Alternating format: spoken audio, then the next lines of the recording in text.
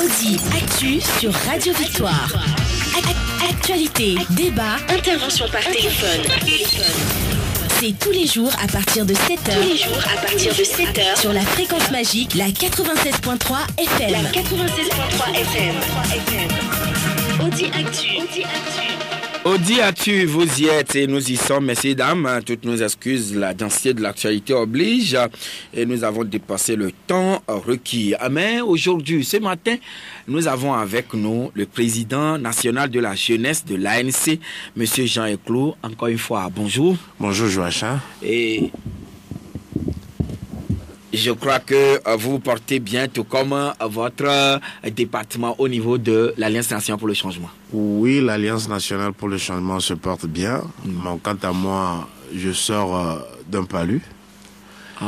C'est hier seulement que j'ai terminé les soins, mais par la grâce de Dieu, je peux affirmer ce matin que je vais plus ou moins bien. Et vous irez mieux, par la grâce de Dieu.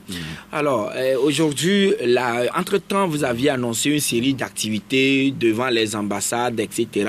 Mais vous avez été empêché et donc vous avez mis les clés sous les paillassons? Pas du tout. Vous savez, nous sommes aujourd'hui dans un rassemblement qui nous impose certaines normes à respecter, ce qui fait que la manière dont l'ANC ou bien les jeunes de l'ANC doivent être visibles sur le terrain est plus ou moins mesurée. Mais cela ne veut pas dire que nous ne menons pas des actions. Oui, c'est vrai que courant mois dernier, ou bien il y a 2 mois de cela, nous avions entrepris des activités sur le terrain. Vous l'avez évoqué tout à l'heure, des activités devant les ambassades pour exprimer un ras-le-bol. Également des activités de mobilisation sur le terrain, des meetings de quartier et autres, qui, à notre avis, a été couronné d'un succès, puisque le retour que nous avions eu de par les populations de ces différents quartiers que nous avions visités nous encourage à poursuivre le travail. Mais je dirais de manière synthétisée que les jeunes d'Assoli, de la préfecture d'Assoli, de la préfecture de Loti, de l'Assoli et puis de Tchaoudjo. Précisément, on a travaillé avec des jeunes de Mango, des jeunes de Bafilo et des jeunes de Sokolé. Donc il y a une planification d'activités qui est retenue. Ces activités doivent se mener en 2 temps. Une partie par ces relais que nous avons sur le terrain et la deuxième partie, nous irons en appui pour pouvoir couronner toutes ces activités-là par une grande manifestation qui est tout naturellement un meeting. Donc, êtes-vous en train de nous annoncer que la levée de l'état de siège est déjà effective? Nous allons, à ces endroits? Nous voulons tester. Il y a la C14 qui a aussi un programme, mais comme nous aussi, nous sommes un parti politique, vous savez, quand on est jeune, il faut essayer de remuer un peu les choses. Vous créez une situation et vos aînés viennent arranger. Donc, nous, on piaffait d'impatience pour pouvoir aller sur le terrain, tester un peu, voir la décision sortie. Pas une décision, le communiqué sorti la dernière fois lors de la venue des 2 chefs d'État qui ont sorti un communiqué annonçant que les manifestations peuvent reprendre sur toute l'étendue de territoire.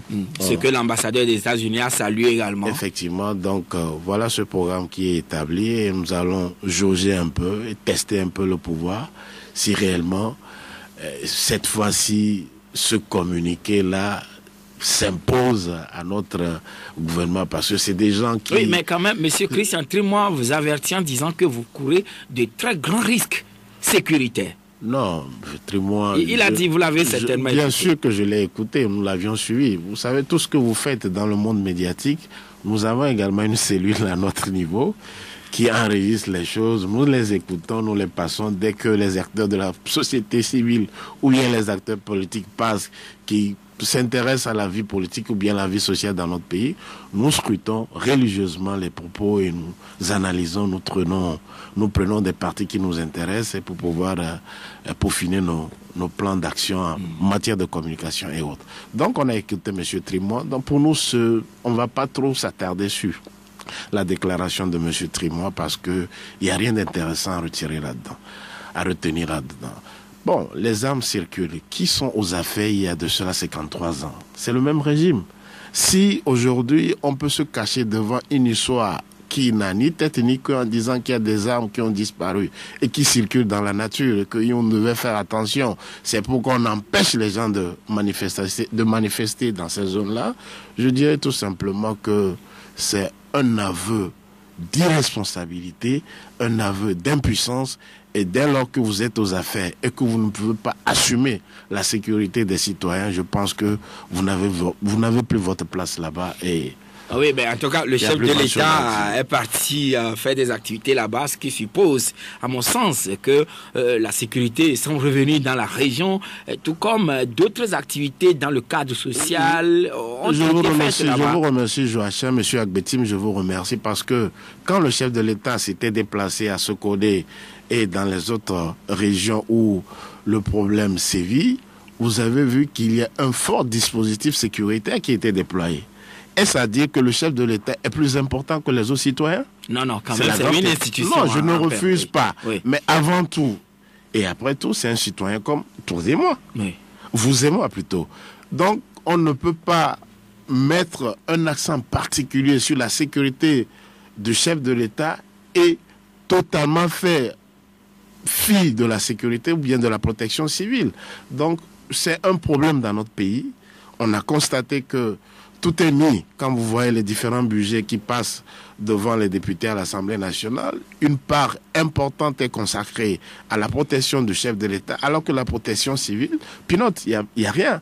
Donc, c'est des cas que nous allons, si Dieu le veut, dans les tout prochains jours, une fois que nous serons aux commandes, essayer d'apporter des solutions aussi dans ce domaine-là qu'est la protection civile. Bon, aujourd'hui, ce n'est pas notre dada. Ce qui nous importe aujourd'hui, c'est d'arriver à apporter une solution immédiate au quotidien des Togolais. Et ce quotidien des Togolais, c'est quoi? Vous savez, les jeunes sont dans une attente terrible. Parce qu'après 53 ans où il n'y a pas une alternance dans le pays, les jeunes se mobilisent, ils se posent la question jusqu'à quand? Donc la principale question aujourd'hui, c'est d'apporter une réponse qui donne de l'espoir à cette jeunesse togolaise-là, qui puisse encore croire que oui, quelque chose est encore possible dans notre pays. Ah oui, alors là, Monsieur Clou, est-ce à dire qu'aujourd'hui, c'est la jeunesse de l'ANC seule qui ira sur le terrain, ou bien vous aussi, vous travaillez en synergie comme vos leaders, les responsables de vos différents partis le font, qui se trouvent dans la C14? En toute humilité, la jeunesse de l'ANC ne s'arroge pas le droit de mener les activités au nom de toute l'opposition togolaise. Nous faisons des démarches avec nos autres collègues de l'opposition, nous faisons des rencontres, nous échangeons. Entre les responsables des jeunes des différents partis membres de la C14? Oui, certains responsables de la jeunesse de la C14, ce sont des rencontres informelles. On n'a pas encore une structure formelle de la C14, mais quand même, il y a des structures qui existent, qui œuvrent dans le domaine des activités de la jeunesse. Il y a tout récemment une organisation qui a sorti un programme où ils ont demandé à ce que le statut des anciens chefs de l'État soit voté. Les sentinelles de la République. Les sentinelles de la République. Nous discutons avec tous ces responsables-là, mais ma foi, ce n'est pas du tout facile. Avoir aujourd'hui une organisation bien structurée de la jeunesse au niveau de la C14, c'est en chemin, et je pense que dans les tout prochains jours, ça finira par se matérialiser, mais en toute humilité, je l'ai dit tout à l'heure, nous travaillons et nous essayons d'apporter une solution à un problème donné, et c'est ce que font les jeunes de l'ANC. Et ce que nous faisons, nous ne le prenons pas seulement pour notre chapelle, mais c'est également pour toute la jeunesse togolaise et la jeunesse de l'opposition. Alors, un fait qui semble aujourd'hui devenir des trucs que les citoyens, disons les Togolais de la diaspora font au quotidien, pratiquement en voyant des gens qui soutiennent le parti au pouvoir, c'est des attaques parfois verbales ou même des jets des œufs pourris, etc., etc. Le premier cas, Jerry Tamal a vécu, et ce week-end, c'est l'artiste humoriste Gogoligo qui en a payé aussi les frais. Alors, Monsieur Jean Clou, vous aussi, le plus souvent, vous allez en Europe, mais comment appréciez-vous cette, je ne dirais pas escalade de violence, mais cet état de choses? Merci, Monsieur Agbetim. Vous savez, nous sommes dans un pays où le tissu social est très fragile. Ça ne tient qu'à un bout de fil. Tout cela, la conséquence directe, c'est les 53 ans de règne absolu d'un seul régime sur le pays. Oui, M. Djeri Tama, président d'un parti politique, a été pris en partie à Bruxelles la dernière fois, où il y a eu des jeux d'œufs sur sa personne, des attaques verbales. M. Gogoligo, qui est un acteur du monde culturel dans le pays, qui a été également pris en partie. On a suivi les vidéos sur WhatsApp. Et c'est samedi dernier à Genève. À Genève. On a également appris qu'un autre acteur du monde culturel qui a sorti un album aurait été victime des agressions verbales ou bien des menaces de mort. Mais tout cela, c'est vrai. Nous sommes un acteur politique, on ne peut pas applaudir des deux mains tout acte de violence. Mais quand même, il faut essayer de comprendre qu'est-ce qui amène ces situations-là.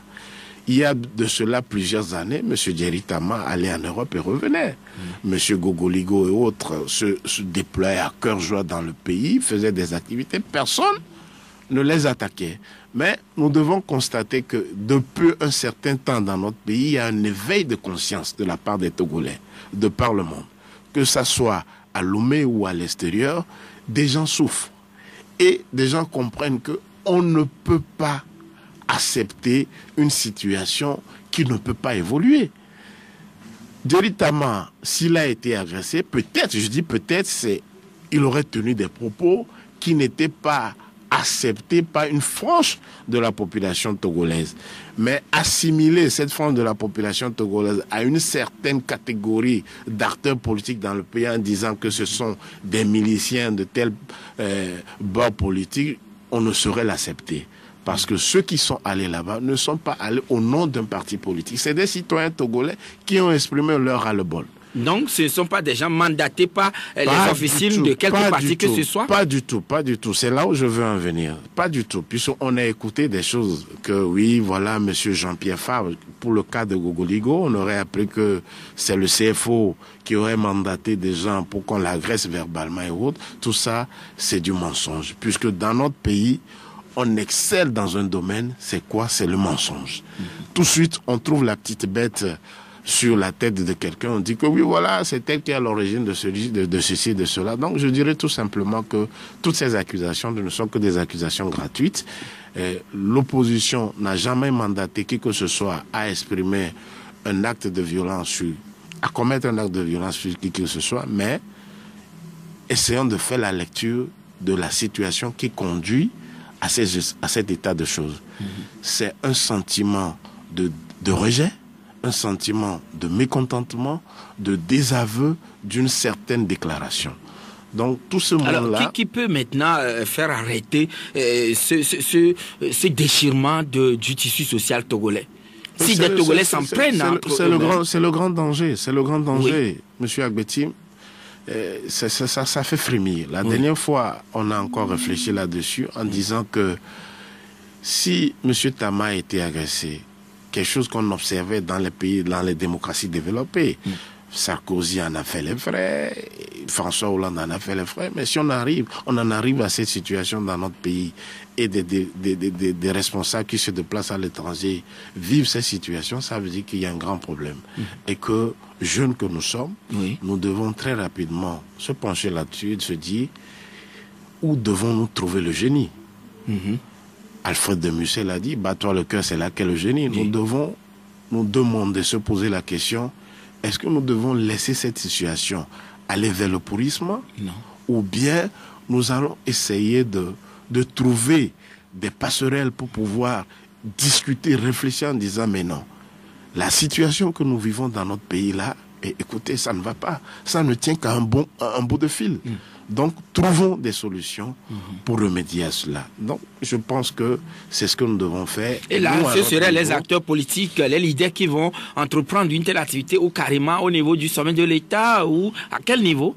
Non, le sommet de l'État, c'est des gens qui sont figés dans une situation de conservation de pouvoir.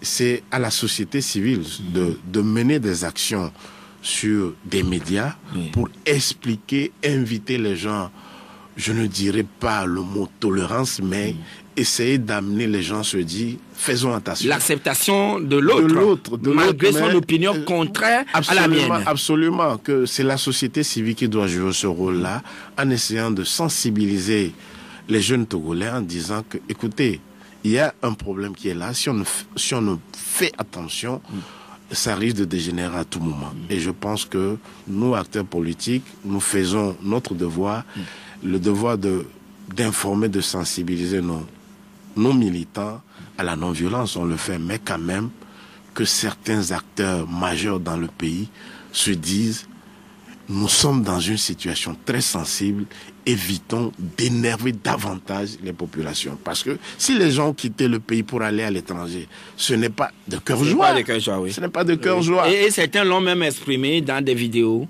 Joachim, vous aussi, vous voyagez souvent de par le monde. Mais si vous voyez les conditions dans lesquelles vivent nos frères togolais, nos frères qui sont à l'étranger, c'est déplorable. C'est déplorable. Ça laisse à désirer, véritablement. Mais regardez tout le parcours que les jeunes font pour aller en Occident. C'est des gens qui vendent les biens de leurs parents, c'est des gens qui s'endettent, mais arriver dans ce pays-là... Parfois certains, ils traversent la mer au risque de absolument, de leur vie. C'est des gens arrivés là-bas, ils ne dorment pas.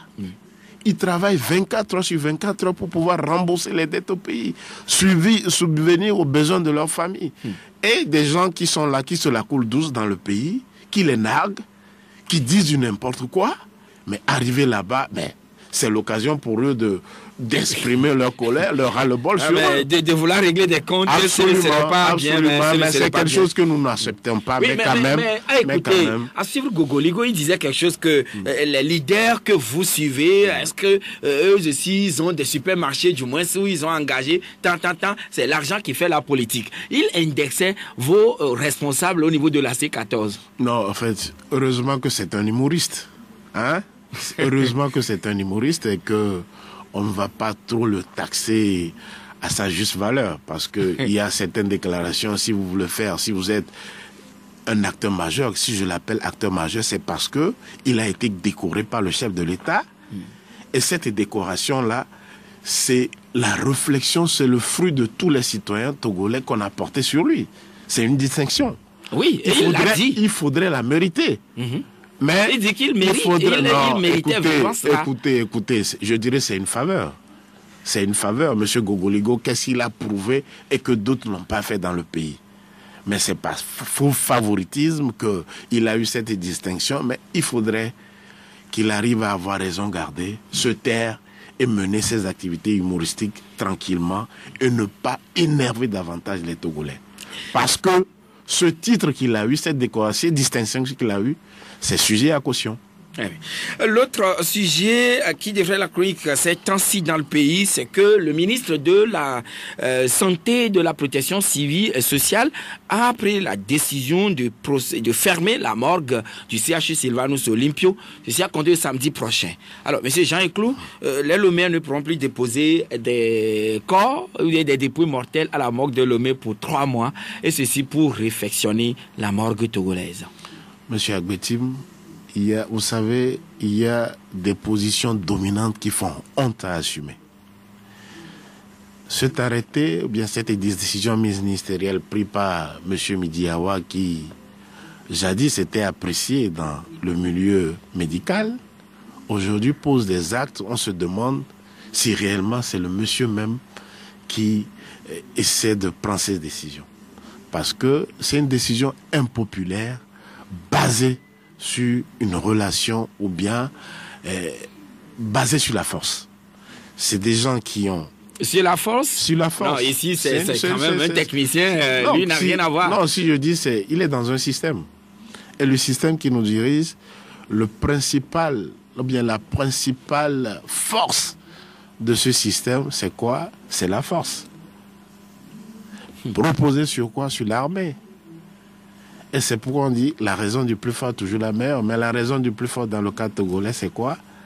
C'est les Kalachnikov, c'est les AK-47, c'est les mortiers, c'est des gaz lacrymogènes, etc. etc. Gaz lacrymogènes, d'accord, oui. Monsieur Midiawa est dans ce système-là, c'est pourquoi il a pris cette décision. Sinon, c'est une décision impopulaire. Oui, mais quand même, nous sommes dans le schéma de la contractualisation du CHU. Sylvanus Olum, puis à un moment donné, on doit commencer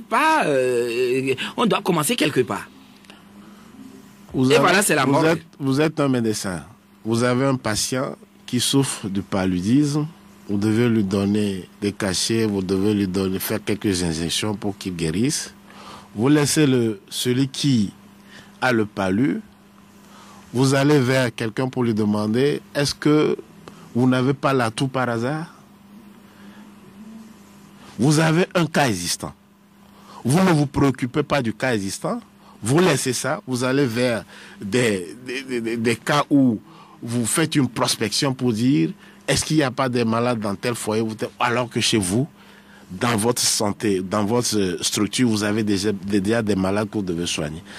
La mort de l'homme, est-ce que c'est une priorité par rapport aux autres unités qui existent au sein de notre administration sanitaire? Si c'est une priorité, qu'on informe la population. Vous savez, dans toute chose, la communication décide de tout. Oui. Vous êtes dans le monde de la communication. Si le gouvernement n'a pas les hommes outillés, mais Radio Victoire est là. Faites recours à M. Agbetim et autres qui doivent vous conseiller de la manière dont vous devez procéder.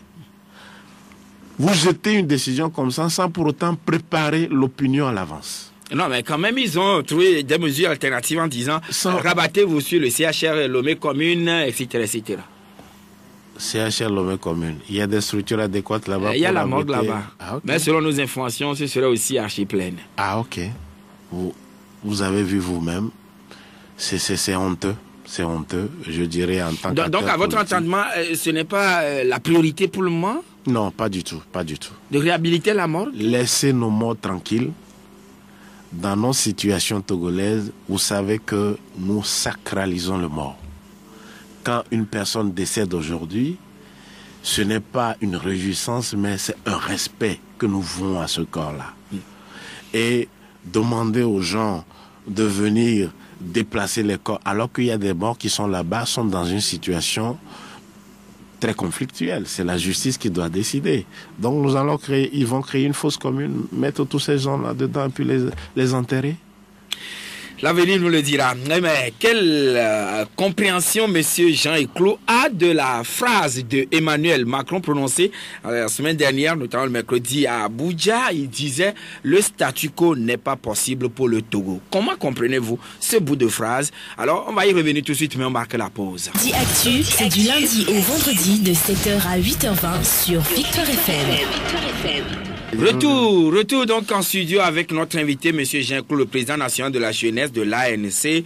Alors, M. Jean Eclos, vous avez suivi le président français Emmanuel Macron se prononçant sur la situation, disons, la crise togolaise. Il a dit, oui, il a confiance au président ghanéen, guinéen. Bon, en fait, il n'a pas cité le Guinéen, mais le Nigeria, le géant de l'Afrique de l'Ouest, après sa phase électorale, va pouvoir se prononcer sur la crise togolaise afin que cette solution soit trouvée. Et continuant, il a laissé entendre ce bout de phrase. La situation, disons, le statu quo n'est pas possible pour le Togo. Alors, comment comprenez-vous, en tant qu'acteur politique, ce bout de phrase du président français? Merci. D'abord, il faut essayer de placer sa déclaration dans un contexte donné. Oui. Le statu quo, vous le savez aussi bien, c'est une locution latine qui exprime une position donnée, une position figée donnée. Oui. Et si on doit donner un exemple de quand on utilise le mot statu quo, c'est quand des gens sont réfractaires à une situation de changement. C'est cette situation-là qui nous conduit dans un monde de statu quo, bien dans une situation de statu quo. Je n'ai pas voulu utiliser le mot situation deux fois. Oui. C'est pourquoi. Donc, M. Macron, c'est un Français, on le sait. Il a la manière facile d'exprimer les choses dans leur langue. Mais le français n'est pas la langue usuelle des Africains, puisque chaque pays a sa langue nationale donnée. Et quand un Français utilise un mot, il faut essayer de l'adapter. Et dans le cas précis, nous ne cherchons pas à tirer le drap de notre côté. le mot statu quo se trouverait dans le camp de nos adversaires politiques unir. Parce que ce sont eux qui sont dans une situation de statu quo il y a de cela 53 ans. Qui ne veulent pas avancer, qui ne veulent pas évoluer, ils sont dans une situation figée. Ils ne veulent pas faire des concessions, ils ne veulent pas permettre au peuple d'avoir l'alternance tant souhaitée. Et je pense que M. Macron s'adresse à nos amis, nos adversaires politiques de RPT Unir. Quand je dis nos adversaires, nos amis, c'est des citoyens togolais comme nous. Bien sûr. Oui. Donc, l'intervention de M. Macron s'adresse beaucoup plus au chef de l'État qui incarne un système et qui est dans une position donnée, qui ne veut pas évoluer, qui ne veut pas permettre l'alternance dans le pays. Donc cela suppose Emmanuel Macron serait en train d'insinuer le Togo ne doit plus rester dans un état de non-réforme des institutions. Absolument. Non seulement de non-réforme des institutions, le Togo ne doit plus seulement rester dans une situation où un seul clan dirige le pays et ne veut pas évoluer et permettre à d'autres personnes, d'autres formations politiques aussi d'accéder à la gouvernance de l'État. Donc, changement de personne à la tête de l'État aussi pourrait être inclus dans ce bout de phrase de Macron? Absolument, absolument. Mais quand le ministre Gilbert Bahara élu, il avait dit ceci, je le cite, le gouvernement et sa majorité ne sont pas disposés à se situer dans une logique de statu quo. Nous avons toujours insisté sur deux exigences. D'une part, un esprit d'ouverture de recherche et du compromis, mais en même temps, la détermination et l'engagement à aller au bout du processus en veillant à ce que les réformes politiques, notamment constitutionnelles, puissent être opérées en vue de renforcer la démocratie et faire en sorte que les aspirations du peuple puissent être assurées. M. Bahoré est dans son rôle de défendre un système dans lequel il est. Pour lui, ce que dit M. Emmanuel Macron est la même chose que la position du gouvernement et la majorité. Je l'ai dit tout à l'heure que M. Macron est un Français et la langue utilisée est la langue française. Donc ça prête toujours sujet à interprétation. Souvenez-vous du dernier communiqué des chefs d'État de la CEDEAO. Quand ils ont dit qu'il faut aller vers des élections vers la fin novembre, en disant que c'est une date indicative. Aussitôt que les chefs d'État sont partis, le RPT Unir a essayé d'interpréter ce communiqué-là pour servir ses intérêts. Ce qui a valu une sortie médiatique du président Alpha Condé pour remettre les pendules à l'heure, pour dire que, écoutez, on n'a jamais demandé au peuple togolais d'aller à des élections en fin novembre s'il n'y a pas un consensus. Donc, c'est la même chose que le président français. Si son agenda le permet, je pense qu'il doit refaire un recadrage en disant le statu quo dont je parle, il exprime clairement pour que le sujet ne soit pas interprété de diverses manières. Mais du côté nous situons, le statu quo pour le peuple togolais aujourd'hui est incarné par le régime RPT Unir qui est dans une position figée de conservation de pouvoir il y a de cela 50 ans, plus de 50 ans, 53 ans, qui sont dans une position de statu quo. Ils ne veulent pas l'alternance, ils ne veulent pas le changement au sommet de l'État. Et je pense que... Oui, mais est-ce qu'ils ne veulent pas, ou bien c'est le peuple qui n'est pas encore dans cette dynamique-là, puisque c'est le peuple qui élit celui qui est à la tête du pays? Non. Si on doit parler des élections, il y a plein de choses à dire là-dessus. Monsieur Faure Gnassingbé, là où il est, lui-même il le sait, qui n'a jamais été plébiscité à plus de 50% par le peuple togolais pour conduire aux destinées de ce pays. C'est à notre corps défendant que le peuple togolais accepte M. Faure Gnassingbé à diriger le pays. Donc, les élections, telles que ça se passe dans notre pays, n'ont jamais été le fruit d'un scrutin totalement radieux, totalement exempt de toute reproche. Je pense que M. Faure Gnassingbé ne doit pas aujourd'hui se prévaloir d'une situation électorale dans le pays en disant que c'est le peuple qui l'a élu. Ça, c'est un autre dossier. Donc, disons-nous plutôt que c'est une situation de fait. Les Togolais sont dedans. Et c'est pourquoi les Togolais sont dans la rue depuis un certain temps pour dire que on ne veut plus de M. Fonia Sigbe au sommet de l'État, et c'est ce qui a conduit à la situation dans laquelle nous sommes. Oui, mais nous remarquons aussi que depuis un temps, le peuple togolais, y compris vous, les acteurs politiques, disons vos leaders numéros, c'est-à-dire ceux qui sont à la tête de vos différents partis, vous êtes suspendus à la décision de la CEDEAO le 31 juillet prochain. Mais, M. Jean Eclou, est-ce que les Togolais n'ont pas ce génie-là de pouvoir s'entendre, se comprendre entre eux avant que la feuille de route de la CEDEAO ne sorte? Cher Betim, je vous ai suivi la dernière fois sur votre antenne ici où vous avez essayé de donner des plans où il faudrait mettre tous les sides des différents partis politiques ensemble pour réfléchir et trouver une solution avant que la CEDEAO ne vienne. C'est vrai, elle est salutaire, cette position-là, mais le contexte togolais est plus compliqué que vous ne le pensiez. Si aujourd'hui tout le monde est accroché à cette décision, à cette feuille de route de la CEDEAO, c'est parce que on a dépassé toutes les limites d'entente entre nous et que nous nous remettons à une situation ou bien à une position étrangère. C'est déplorable, certes, mais quand même, c'est ceux qui sont aux affaires aujourd'hui qui nous ont conduits sur ce terrain. C'est des gens qui ne veulent rien lâcher, c'est des gens qui ne veulent rien proposer, et le peuple est décidé d'attendre son sauveur de l'étranger. Oui, c'est vrai, de la même manière. Les jeunes que vous rencontrez, que nous rencontrons aujourd'hui dans le pays, M. Agbetim, je ne vous le cache pas, sont dans une attente énorme par rapport à cette décision de la CEDEAO. Et ça fait beaucoup peur. Soit c'est l'espoir ou le désespoir.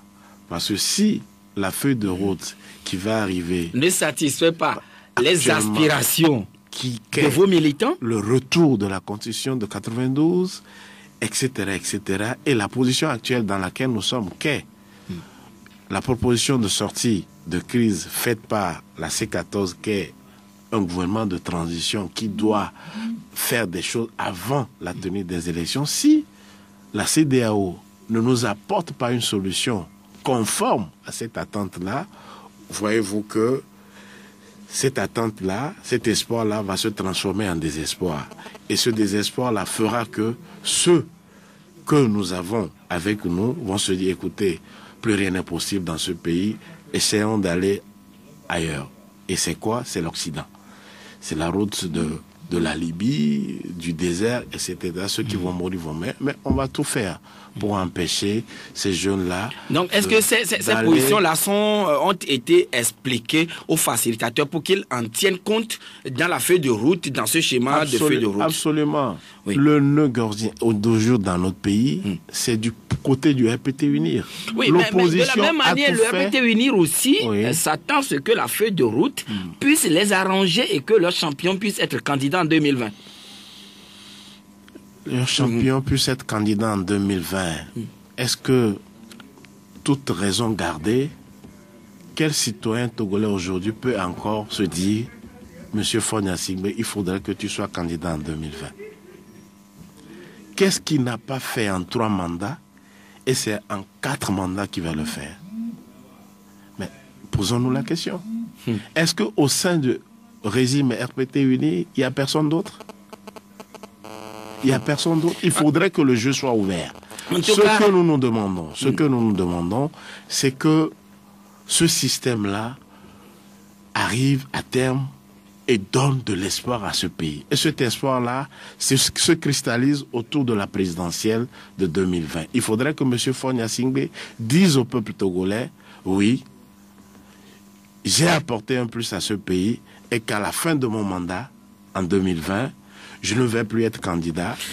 En tout cas, c'est ce que disait le politologue béninois Mathias Moukpe, qui estimait que si le peuple est dormant aujourd'hui, cela ne veut pas dire que le pays, ou disons les tenants du pouvoir, ont tout. En tout cas, ils ont la même mise sur tout, que ça peut à tout moment exploser et que ce serait encore très grave. Donc, le chef de l'État doit prendre toutes les dispositions, disons, le parti au pouvoir. Et également, j'ai lu dans le journal Le Correcteur d'aujourd'hui, paru ce lundi, M. Jean-Pierre Fabre, dans une interview accordée donc à cet organe, disait que en cas d'échec, le peuple prendra ses responsabilités. Ce sont des menaces, on dirait. Non, non.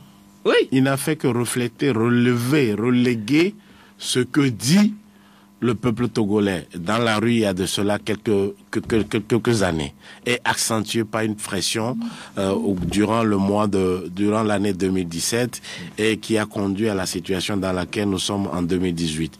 Monsieur Fabre n'a fait que refléter et relayer ce que le peuple dit dans la rue.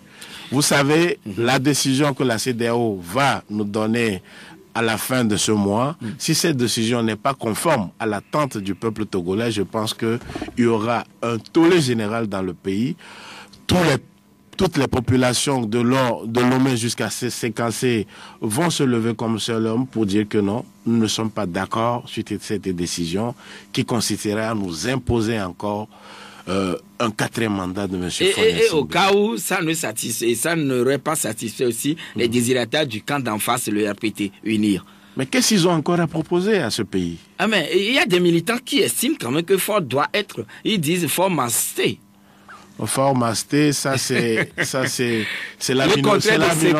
C'est la minorité. D'accord. Donner l'expression à la majorité des peuples togolais, et je pense que la CEDEAO doit avoir raison de garder. Sinon, à la fin de ce mois, ce qui risque de se passer dans ce pays, je pense que c'est une situation qui sera très invivable. Et Dieu va nous préserver de toutes ces situations. Et vous, acteurs politiques aussi, vous devez y contribuer énormément. Et nous allons prendre M. Komi en ligne. Bonjour. Monsieur Joseph, bonjour. Oui. J'ai 2 petites questions. Rapidement. La France n'a pas d'amis. Elle n'a que des intérêts. Est-ce que notre invité peut nous citer les intérêts que la France poursuit au Togo? Le cas de la Côte d'Ivoire, quels sont les intérêts que la France poursuit là? La Libye, quels sont les intérêts que la France poursuit au Mali? Ce qui crée l'instabilité dans la sous-région et dans l'Afrique tout entière. Quand le président français, deuxième question, il nous parle du statu quo. N'est-ce pas une conséquence du statu quo France-Afrique qui continue, qui focalise nos dirigeants sur l'opposition à ne pas donner le bien-être pour le peuple? D'accord. Bien noté, cher ami. On prend un autre intervenant. Allô, 92 02 80 63 22 21 80 99. Allô. Bonjour, monsieur. Oui, bonjour, cher ami. C'est monsieur? C'est monsieur Assignon. Assignon. D'accord. Nous vous écoutons. Bonjour pour notre invité. Bonjour. D'accord. Donc, je voulais le remercier et espérer que vraiment, comme il l'a dit, fin de ce mois, que nous aurons des bonnes informations. Mais il y a un leader aussi, il avait proposé que la fois passée, le dernier assise de dialogue de CEDEAO, que l'opposition devait aller loin pour empêcher la candidature de Faure. Comme il disait, retourner à la Constitution de 92, ce n'est pas ça le problème, la candidature de empêcher la candidature de l'UNIR, quoi. Que si l'UNIR se présente et puis on a comme Bawara ou le ministre comme là, est-ce qu'on peut parler d'alternance?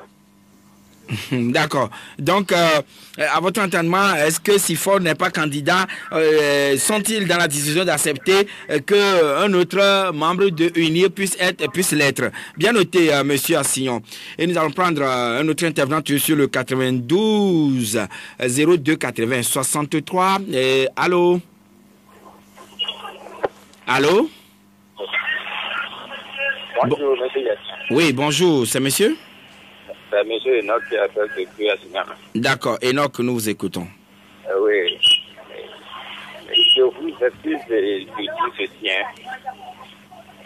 Je vous en prie, si le président de France dit statu quo, je vous en prie que c'est vous les journalistes qui devez donner la raison de cette statu quo-là. Ce n'est pas une question de qui gèrent les opposants ou bien les acteurs de la coalition.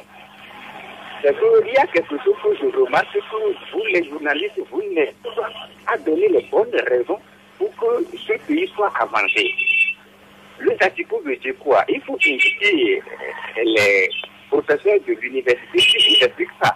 Le Tatico veut dire quoi?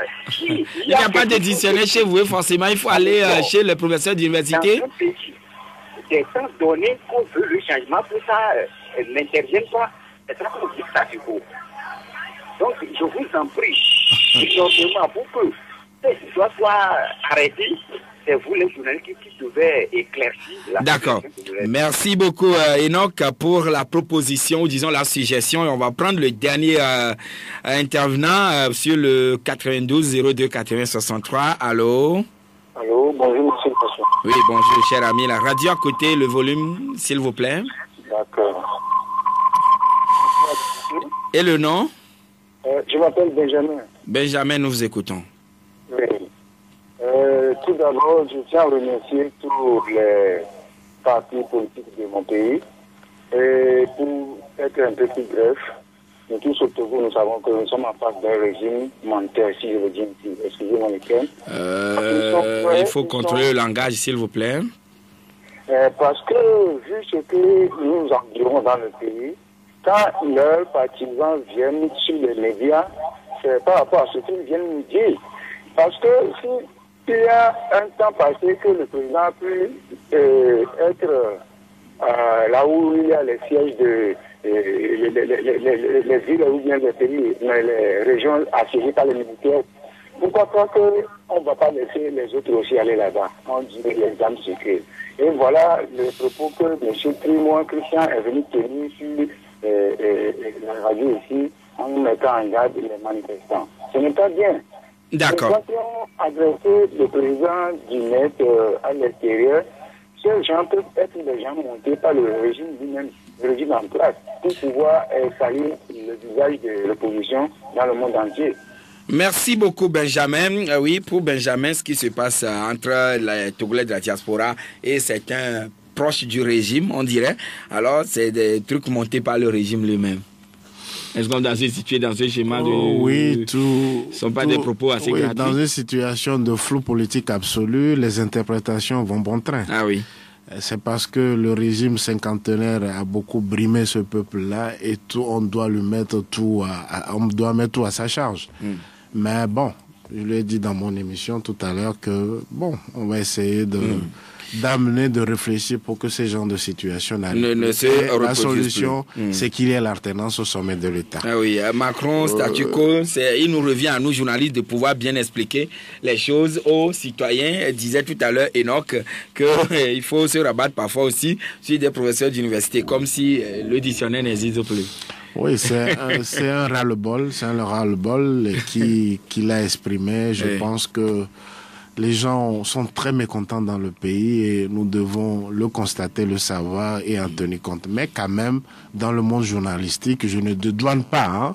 Il y a une pluralité d'expressions qu'il faut en tenir compte. Et quand ça se présente, souffrez que par moment que des gens aussi expriment ce mécontentement-là et tenez-en compte. Ah oui, à la fin de ce mois, on aura des bonnes nouvelles, bonnes informations sur l'enseignant, mais l'opposition devrait aller loin et exiger que UNIR ne se présente même pas du tout aux prochaines élections. Monsieur Jean-Claude. Vous voyez... Est-ce que... pourquoi on peut se permettre d'aller jusque-là? C'est que les gens sont fatigués, lassés, désabusés, abusés plutôt, pas désabusés, abusés de ce système et les gens ne veulent même plus les sentir.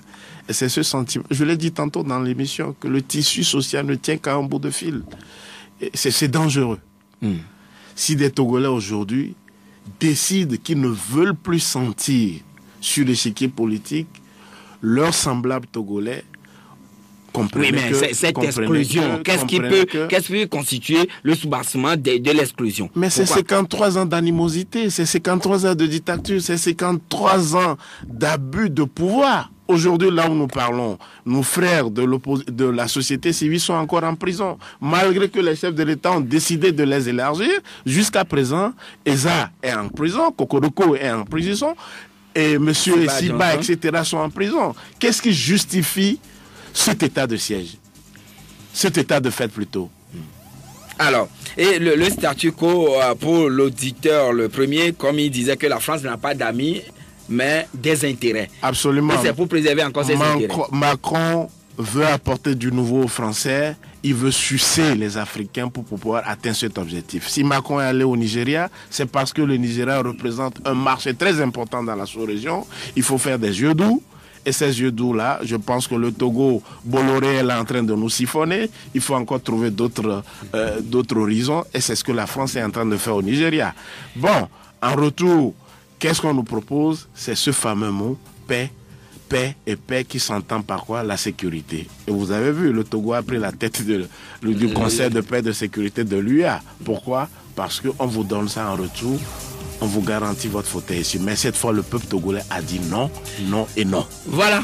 Merci, monsieur Jean Eclos. Merci d'être passé chez nous ce matin. Merci, je vous en prie. Vous êtes une référence pour la jeunesse togolaise dans le monde journalistique. Ça, je vous l'apprends ce matin. Les jeunes que je reçois vous apprécient beaucoup. Je n'ai pas de mots à placer. Merci, messieurs, dames. Merci à tous qui nous avez reçus chez vous. Jacob Ahama, il est là. Déjà, dans les tractations, les dernières tractations, il sera avec vous dans le journal tout à l'heure à partir de 9h. Messieurs et dames, restez toujours branchés sur la 96.3. Sur le coup de 13h, nous serons là tout comme à 18h pour les prochains rendez-vous d'information.